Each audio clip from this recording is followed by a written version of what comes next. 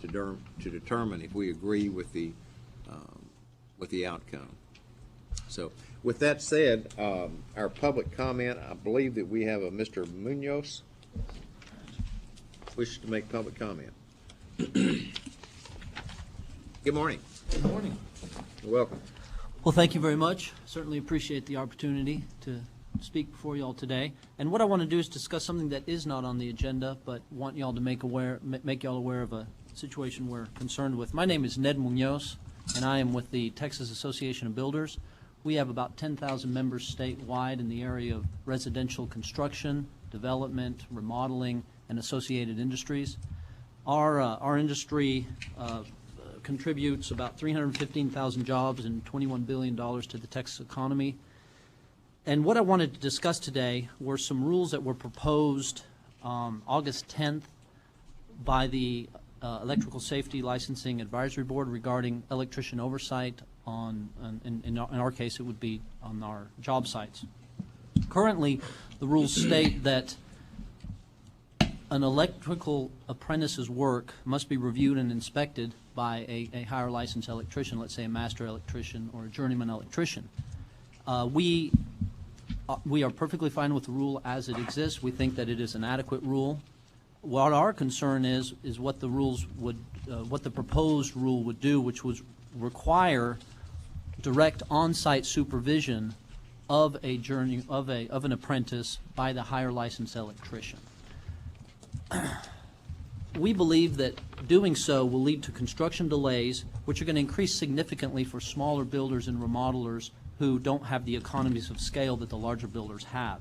We also believe that the way the language is written is going to lead to some confusion and to some possible adverse litigation, because while it is adding language that says we need to have that there needs to be direct on-site supervision, it's keeping language that says continuous supervision is not necessary. So that being said, we have not had seen any demonstration of public safety concerns that call for this drastic change in law, in regulations, and even the preamble to the rules address this, saying that there does not seem to be any public safety need. Our concern is that there are just not enough practicing electricians that are going to be able to provide this direct on-site supervision. At a time when our industry has been down, but it does appear that there is certainly light at the end of the tunnel, and as our home starts begin to increase, this shortage, which even if the numbers remain as they are, we will have concerns.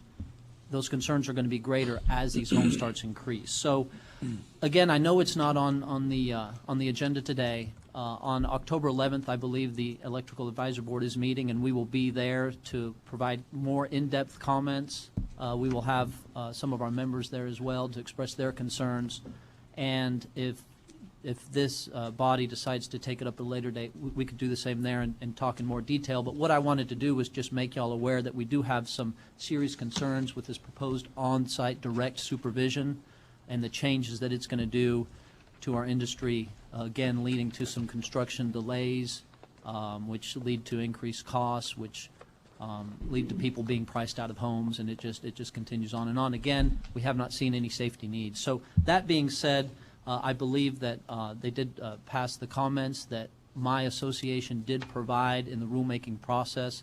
I know several of our members and other people associated with the industry had sent in comments asking respectfully that this rule not be adopted eventually. So that being said, I'm certainly available for any questions and appreciate the time to come before you all today.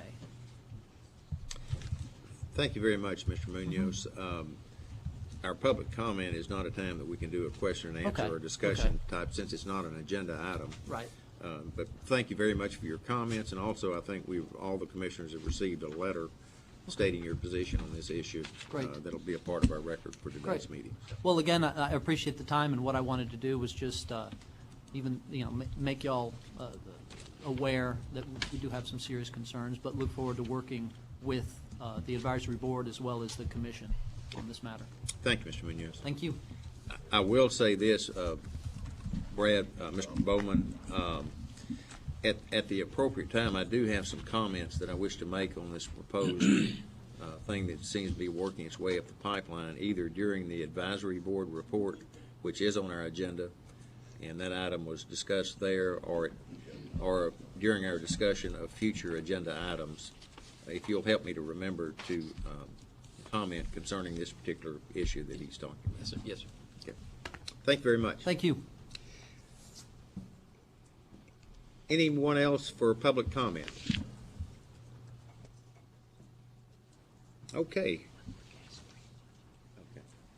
Hearing no one, just to let you know that there is a copy of our agenda on the table over here, and we will be taking the matters up in the order